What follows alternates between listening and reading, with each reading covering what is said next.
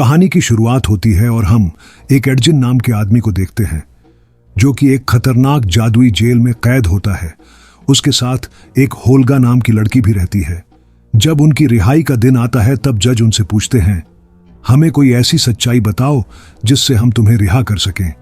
तभी एडजिन उनको अपने ऊपर बीती हुई सच्चाई बताता है। कहानी पास्ट में पहुंच जाती है जहां एडजिन एक नेक दिल इंसान था। वह हार्पर्स नाम की शांति बनाए रखने वाली संस्था का सदस्य था, लेकिन उसकी जिंदगी तब बिखर गई जब उसने एक खतरनाक लाल जादूगर को पकड़वा दिया। उसके बाद उस जादूगर के लोगों ने बदले में एडजिन की पत्नी की हत्या कर दी। पत्नी की मौत से टूट चुके एडजिन ने सब कुछ छोड़ दिया। अब उसका एक ही मकसद था, अपनी बेटी की परवरिश और बीवी को वापस लाना। उसने अपनी एक भरोसेमंद साथी, एक बहादुर और ताकतवर महिला होल्गा के साथ मिलकर चोरी करना शुरू किया ताकि नए सिरे से जिंदगी शुरू कर सके। इस सफर में उनसे जुड़े कुछ और लोग भी थे, जिनमें एक चालाक ठग था जिसका नाम फोर्ज था और एक नौसिखिया जादूगर भी था जिसका नाम साइमन था। और फोर्ज की एक रहस्यमयी दोस्त भी थी जिसका नाम सोफिना था और वो बहुत बड़ी जादूगरनी थी। एक दिन एडजिन को खबर मिली कि टैबलेट नाम की एक जादुई चीज है, उससे मरी हुई आत्मा को फिर से जिंदा किया जा सकता है। बस फिर क्या था, वह इस टैबलेट को चुराने के लिए तैयार हो गया, चाहे उसकी कीमत कुछ भी हो।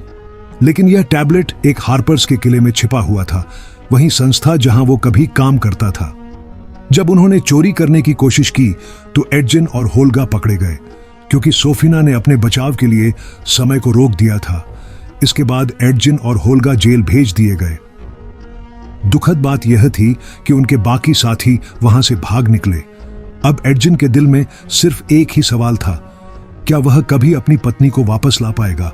कहानी में आगे एडजिन बड़ी चालाकी से उन्हीं का एक साथी, जो कि एक बड़ा सा उड़ने वाला पक्षी था, दोनों उसको पकड़कर जेल की मंजिल से नीचे कूद जाते हैं।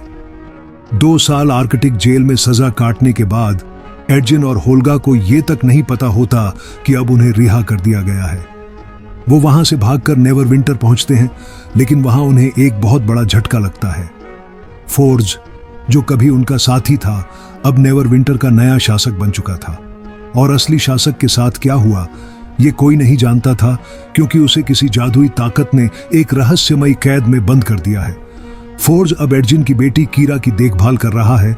सभी लोग हॉज के पास पहुंचते हैं और मिलकर खुश होते हैं, लेकिन हॉज ने कीरा से झूठ बोला है कि उसके पिता यानी एडजिन लालच की वजह से जेल गए।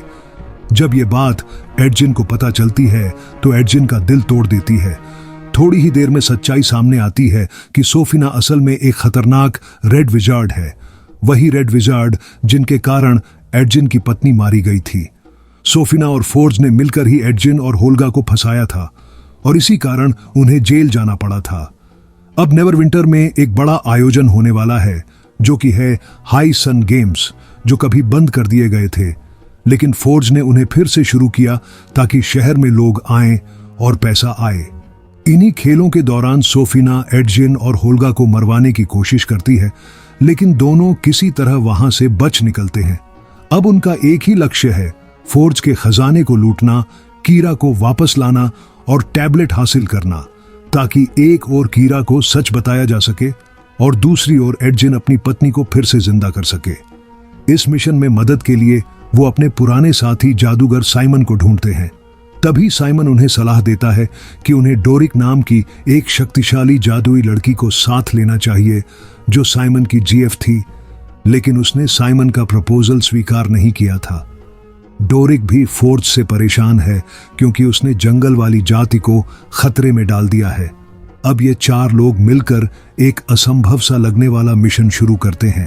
तभी कहानी में आगे जैसे ही वे डोरिक के पास पहुंचते हैं तो देखते हैं कि वह किसी से लड़ रही थी, क्योंकि डोरिक कोई साधारण लड़की नहीं थी, बल्कि एक जादुई लड़की थी जो कभी भी एक जानवर में बदल सकती थी।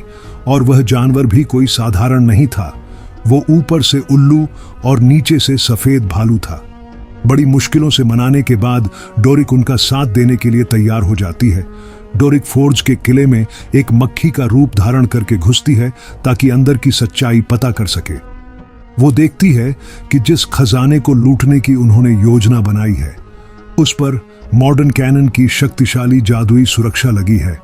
वो इतनी ताकतवर है कि साइमन भी उसे बंद नहीं कर सकता था।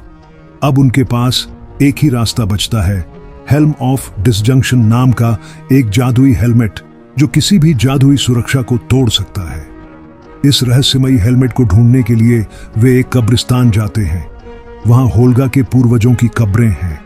साइमन के पास एक जादुई ताबीज होता है जिससे वो मरे हुए लोगों को कुछ समय के लिए जिंदा कर सकता है, लेकिन उनका एक नियम है, हर आत्मा से सिर्फ 3 सवाल ही पूछे जा सकते हैं। उसके बाद वह फिर से मार जाएगी, हमेशा के लिए। वे एक एक कर कई लाशों से बात करते हैं। उनसे पता चलता है कि ये हेलमेट उन्होंने कभी एक वीर योद्धा जिसका नाम जेंक यानडर है उसको सौंप दी थी, जो कांजी नाम के देश से भाग गया था जब वहां के शासक स्जास्टैम ने अपनी प्रजा को एक अधमरे सैनिकों की सेना में बदल दिया था। अब उनकी अगली मंजिल है जेंक यानडर को ढूंढना और उससे हेलमेट हासिल करना, क्योंकि उसी से वे फोर्ज की जादुई सुरक्षा तोड़ सकते हैं और कीरा को वापस ला सकते हैं और अपने परिवार को दोबारा जोड़ सकते हैं। तभी कहानी में आगे वे जैक से मिलते हैं जो एक सच्चा और ईमानदार योद्धा है, और वो एडजिन और उसके साथियों की मदद करने को तैयार हो जाता है, लेकिन एक शर्त पर। एडजिन को वादा करना होता है कि जो भी खजाना उन्हें मिलेगा वो आम लोगों की भलाई के लिए बांटेगा। एडजिन कुछ देर सोचने के बाद खजाना बांटने के लिए मान जाता है। इसके बाद जेंक सबको लेकर एक खतरनाक और अंधेरी जगह अंडर डार्क में ले जाता है जहां वो हेलमेट को खोजते हैं। इस खोज में उनकी मदद करता है एक जादुई टेलीपोर्टेशन जादुई छड़ी जो होल्गा को उसके पूर्व पति ने दिया था। लेकिन जैसे ही वे हेलमेट के पास पहुंचते हैं और उसे अपने साथ ले जाने ही वाले होते हैं, तभी वहां सोफिना के हत्यारे उन पर हमला कर देते हैं। तभी जेंक उन हथियारों से बहादुरी से लड़ता है और एक एक करके सभी को मार देता है और अपनी टीम को वहां से भागने के लिए बोलता है, क्योंकि उसने जिन्हें मारा है वो पहले से ही मरे हुए थे, इसीलिए वो दोबारा से जिंदा हो जाते हैं और उनके पीछे पड़ जाते हैं। जैक बाकी टीम को बचाकर वहां से निकालता है।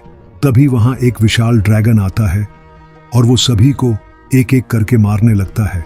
धीरे धीरे वो सभी हथियारों को मार देता है, लेकिन जैक की टीम टेलीपोर्टेशन से भाग जाती है, जहां अंत में जैक उस विशाल, मोटे और भयंकर लाल ड्रैगन को अपनी तलवार से मार देता है।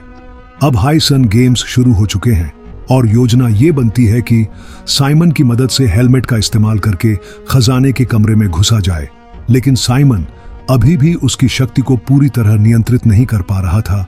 वो उससे जुड़ने की कोशिश करता, लेकिन बार बार एक शक्ति उसे बाहर फेंक देती। इसलिए वे जादुई स्टाफ यानी टेलीपोर्टेशन की मदद से सीधे खजाने के तहखाने में दाखिल होते हैं। लेकिन वहां पहुंचकर साइमन और होल्गा को पता चलता है कि कमरा तो खाली है, बस एक जादुई जाल वहां पर काम कर रहा है जो सोफिना और फोर्ज ने उनके लिए बिछाया था। उसी दौरान सोफिना एक बार फिर चाल चलती है। वह कीरा का रूप धरकर एडजिन को धोखा देती है। एडजिन को लगता है कि वो उसकी बेटी है और सोफिना उसे काबू में ले लेती है। फोर्ज उन सबको मारने का आदेश देता है, लेकिन एडजिन कहता है कि हमें ऐसे मरने से अच्छा खेलों में भाग दिया जाए और हम बहादुरी के साथ लड़ते हुए मरना चाहते हैं। सोफिना उनकी यह शर्त मंजूर करती है और इसके बाद सबको पकड़कर खेलों में भाग लेने पर मजबूर किया जाता है। स्टेडियम में पहुंचते ही मौत का खेल शुरू होता है।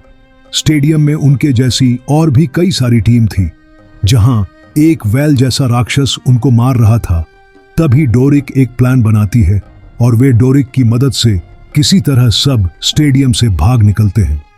डोरिक को पता चलता है कि फोर्ज अब खजाना एक नाव में लाद कर भागने की तैयारी में है।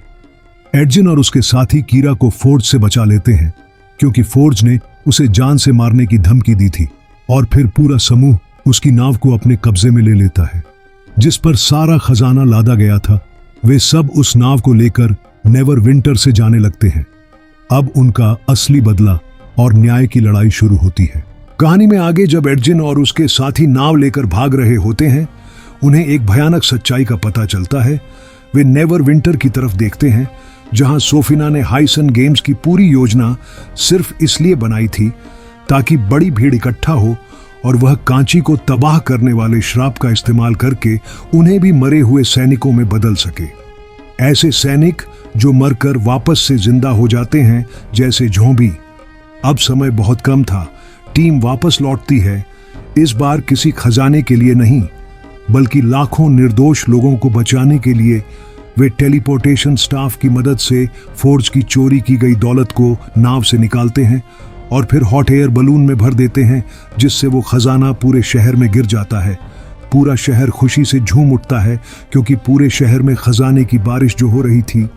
फिर पूरे शहर के लोग दौलत की तरफ दौड़ पड़े, जिससे स्टेडियम खाली होने लगा। सभी लोग भागने लगे। इससे पहले कि सोफिना का जादू असर करता, अपनी योजना विफल होते देख सोफिना गुस्से से पागल हो जाती है और पूरी ताकत से एडजिन की टीम पर हमला करती है। वो उनके लिए एक ड्रैगन की मूर्ति को अपने जादू से जिंदा कर देती है और वो ड्रैगन सभी टीम पर भारी पड़ रहा था। तभी डोरिक अपने जानवर वाले रूप में आकर उससे लड़ती है, लेकिन ड्रैगन उसे भी पटक देता है। तभी ड्रैगन एडजिन को मारने वाला था। तभी डोरिक सोफिना को नीचे गिराती है और उसका जादू भंग होते ही ड्रैगन वापस से पत्थर बन जाता है। फिर सोफिना उन लोगों पर अपने जादुई हाथ से वार करती है, जो कि लाल रंग का था, लेकिन उस हाथ का सामना साइमन का जादुई हाथ करता है। पूरी टीम उसको मारने के लिए पूरा जोर लगा देती है, लेकिन सोफिना बहुत ताकतवर थी। तभी सोफिना उन्हें फिर से अपने समय रोकने वाले जाल में फंसा देती है और अपने असली रूप में आ जाती है। लेकिन जल्दी ही उसकी टाइम स्टॉप स्पेल अपने आप टूट जाती है, क्योंकि कीरा, जिसे बचपन में एडजिन और होल्गा ने एक इनविजिबिलिटी पेंडेंट दिया था, उसका इस्तेमाल करके सोफिना के हाथ में एंटी मैजिक ब्रेसलेट पहनाती है। अब सोफिना की सारी जादुई ताकत खत्म हो जाती है। उसी समय डोरिक, जो अब एक विशाल और शक्तिशाली ऑल बेयर के रूप में बदल चुकी है, उस पर हमला करती है। तभी कहानी में आगे एक जमीन धंसने वाले हमले में सोफिना मलबे के नीचे दबकर मर जाती है। लेकिन इस युद्ध में होल्गा घातक रूप से घायल हो जाती है। एडजिन के सामने अब सबसे कठिन फैसला होता है। उसके पास सिर्फ एक टैबलेट ऑफ रीअवेकनिंग है, जिससे वो अपनी मरी हुई पत्नी को जिंदा कर सकता है, या फिर होल्गा, जो अब उसकी सच्चे दिल से परिवार बन चुकी है। वो फैसला करता है होल्गा को वापस लाना ही सही है, क्योंकि उसने ही कीरा को माँ की तरह पाला और उनके जीवन का सबसे सच्चा हिस्सा बन गई थी। टैबलेट से होल्गा की जान बच जाती है। अंत में सब कुछ ठीक हो जाता है। शहर सुरक्षित है, परिवार एकजुट है और न्याय हुआ। डोरिक, जो अब पूरे मिशन में साइमन के बदलेपन से प्रभावित हुई है, उसे इशारा देती है कि शायद भविष्य में उनके बीच कुछ और हो सकता है। अब जब शहर को बचा लिया गया है और सोफिना की साजिश नाकाम हो चुकी है, नेवरविंटर का असली शासक, जिसे पहले एक जादू से बंदी बना दिया गया था, वापस लौट आता है। वह एडजिन और उसकी टीम को सम्मानित करता है। उन्हें पूरे राज्य के सामने हीरो घोषित किया जाता है। लोगों की नजर में अब वे चोर या भगोड़े नहीं, बल्कि रक्षक बन चुके हैं। वहीं दूसरी ओर फोर्ज, जिसने धोखा, लालच और झूठ से सब कुछ पाने की कोशिश की थी, उसे कोई माफी नहीं मिलती। उसे उसी जेल में वापस भेज दिया जाता है जहां पहले एडजिन और होल्गा बंद थे। लेकिन इस बार किस्मत फोर्ज के साथ नहीं थी। जहां एडजिन और होल्गा कभी भाग निकले थे, वहीं फोर्ज भागने में नाकाम रहता है। इस तरह एक कहानी खत्म होती है और अंत में सच और अच्छाई की जीत होती है।